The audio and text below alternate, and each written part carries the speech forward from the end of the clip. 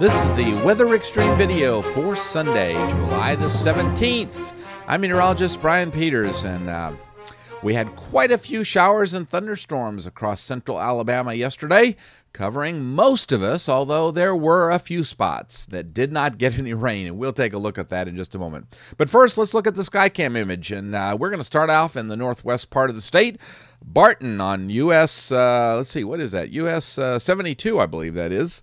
And there is the sun peeking underneath some clouds as we're looking off to the east-northeast. The river rather quiet down at Demopolis this morning with a clear overhead, but some cirrus, it looks like, on the horizon down there. And then slipping back into North Alabama, I just love the Tennessee River, and we can see that they do have a blanket of some high clouds up there. Surface map showing a good bit of cloudiness across all of the southeastern United States, and those clouds will help to keep temperatures down just a little bit. Main weather features generally along the northern tier of the United States, where we have a frontal system and a surface low, and lots of strong thunderstorms up in that area. In the upper atmosphere, our main issue has been that we're kind of between highs, one over the Atlantic and one over the western U.S., and that weakness has helped to keep shower and thunderstorm chances up just a little bit. But it hasn't done much for temperatures. Temperatures as of 5 a.m. still very warm across all of the United States, with a lot of, and all those yellows and oranges are 60s and above. But across central Alabama, we keep slipping back into the lower 70s for the most part, and there we are again with lower and mid-70s at this particular hour. Radar not showing a great deal. We do have a few showers over in the east central part of the state, just to the north of I-85, but main shower activity appears to be in southeastern Louisiana at this particular moment. I mentioned that not everybody got wet, and here is a storm total precipitation covering yesterday and early this morning. And you can see that for the most part, just about everybody in central Alabama got rain. But once again, even with coverage as well as it was, we still didn't see rain in a few spots. As I mentioned, there's a severe thunderstorm watch out in Iowa primarily, and northern part of Missouri, and that's where a lot of weather action has been going on. And as you might expect, the QPF is showing that most of the rainfall will be across from the Ohio River Valley back into Iowa. Storm Prediction Center outlooking a large area for slight risk that encompasses the eastern Great Lakes back into Missouri, covering a large part of Michigan, Ohio, Illinois, and Indiana.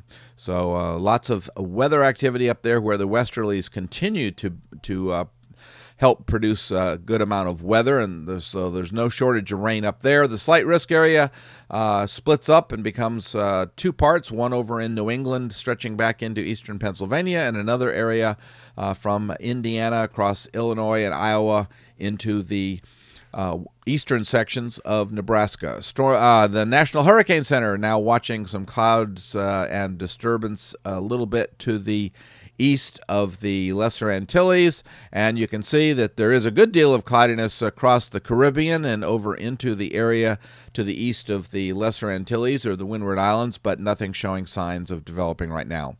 The 060 GFS model run continues to show that we should have fairly good coverage for showers and thunderstorms today.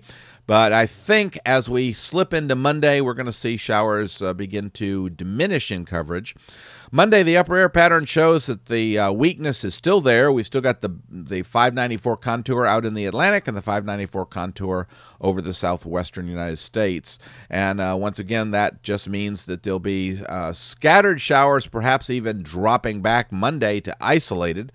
The weakness just goes away finally on Tuesday as the high builds back in strongly, and that once again should limit showers to probably isolated.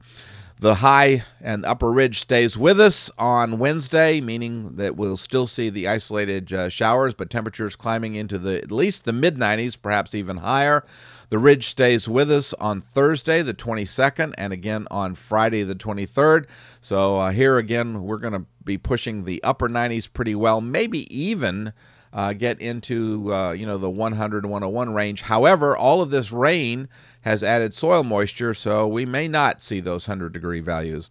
Saturday, we still see that upper ridge, and again, that's isolated at best, and maybe even very few showers. And finally, on Sunday, we do see a little bit of weakening of the ridge. This is a week from today, the 25th of July. And at least there is some hope that maybe we might see something. Now, out in Voodoo yesterday, we saw some very interesting pattern, and indeed, the GFS is still suggesting a little bit of troughiness on from New England down into the mid-Atlantic states.